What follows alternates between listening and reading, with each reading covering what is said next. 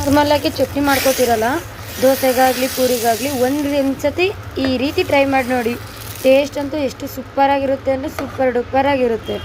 ಇದು ಬಂದು ಬೇರೆದೇನು ಬೇಕಾಗಿಲ್ಲ, ಬರೀ ಒಂದೇ ಒಂದು ಇಂಗ್ರೀಡಿಯೆಂಟ್ ಸಾಕು. ಟೇಸ್ಟ್ ಅಂತೂ ಬೊಂಬಾಟಾಗಿರುತ್ತೆ. ಅದು ಬೇಕಾಗಿರೋದು, ಫಸ್ಟು ಒಂದು ಪಾತ್ರೆಗೆ ಕಡಲೆ ಬೀಜ ತೊಗೋತಾ ಇದ್ದೀನಿ.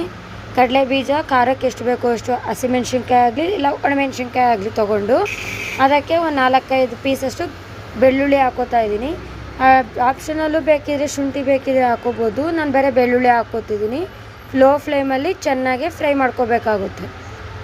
ಪಟ್ ಪಟ್ ಪಟ್ ಅಂತ ಸೌಂಡ್ ಬರುತ್ತಲ್ಲ, ನಾರ್ಮಲಾಗಿ ಕಡಲೆ ಬೀಜ ಫ್ರೈ ಆದಮೇಲೆ ಆ ರೀತಿ ಚೆನ್ನಾಗಿ ನೋಡಿ, ಈ ರೀತಿ ಕಲರ್ ಚೇಂಜ್ ಆಗಬೇಕು ಸ್ವಲ್ಪ ಮಟ್ಟಿಗೆ. ಒಬ್ರೊಬ್ಬರು ಕಡಲೆ ಬೀಜ ಚಟ್ನಿ ಒಂದೊಂದು ಥರ ಮಾಡ್ತಾರೆ. ಅಂದರೆ ಒಬ್ರೊಬ್ಬರು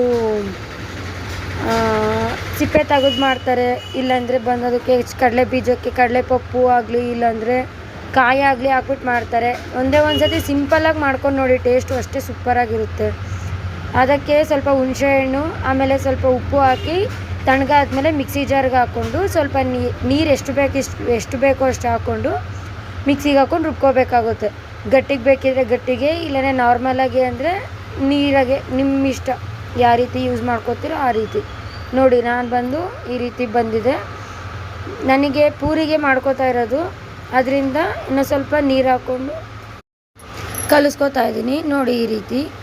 ಇನ್ನೂ ಬೇಕಿದ್ರೆ ಇನ್ನೂ ನೀರಾಗೆ ಹಾಕ್ಕೋಬೋದು, ಇಲ್ಲ ನನಗಿನ್ನೂ ಸ್ವಲ್ಪ ಗಟ್ಟಿಗೆ ಬೇಕು ಅಂತಂದರೆ ರೊಟ್ಟಿಗೆ ಆ ರೀತಿ ಮಾಡ್ಕೋಬೇಕಂದ್ರೆ ಈ ರೀತಿ ಇರಲಿ.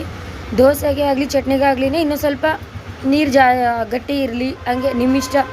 ಇನ್ನೊಂದು ಬಂದು ಒಗ್ಗರಣೆಗೆ ಹಾಕ್ಕೋತಾ ಇದ್ದೀನಿ. ಒಂದು ಸೌಟ್ ಇಟ್ಕೊಂಡು ಅದರಲ್ಲಿ ಸ್ವಲ್ಪ ಎಣ್ಣೆ, ಅದಕ್ಕೆ ಸ್ವಲ್ಪ ಸಾಸಿವೆ ಜೀರಿಗೆ ಉದ್ದಿನಬೇಳೆ ಕಡಲೆಬೇಳೆ ಹಾಕ್ಕೊಂಡು ಸ್ವಲ್ಪ ಕರಿಬೇವು ಹಾಕ್ಕೊಂಡು ಚೆನ್ನಾಗಿ ಗೋಲ್ಡನ್ ಕಲರ್ ಫ್ರೈ ಆಗೋವರೆಗೂ ಚೆನ್ನಾಗಿ ಫ್ರೈ ಮಾಡಿಕೊಂಡು ಒಗ್ಗರಣೆ ಕೊಟ್ಕೋತಾ ಇದ್ದೀನಿ. ಒಂದು ಸತಿ ಟ್ರೈ ಮಾಡಿ ನೋಡಿ. ಏನಿಲ್ಲ, ಬರೀ ಕಡಲೆ ಬೀಜ ಒಂದೇ ಒಂದು ಐಟಮಿಂದ ಟೇಸ್ಟ್ ಅಂತೂ ಸೂಪರಾಗಿರುತ್ತೆ. ಒಂದು ಸತಿ ಬೇಕಿದ್ರೆ ಟ್ರೈ ಮಾಡಿ.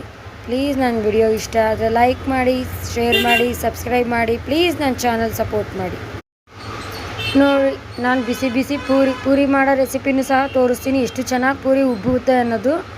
ಆ ಪೂರಿಗೆ ಮಾಡಿರೋ ಚಟ್ನಿ ಇಷ್ಟನ್ನ ಮಾಡ್ಕೋಬೋದು, ಇಲ್ಲ ಇನ್ನೂ ಸ್ವಲ್ಪ ಲಿಕ್ವಿಡಲ್ಲನ ಮಾಡ್ಕೋಬೋದು.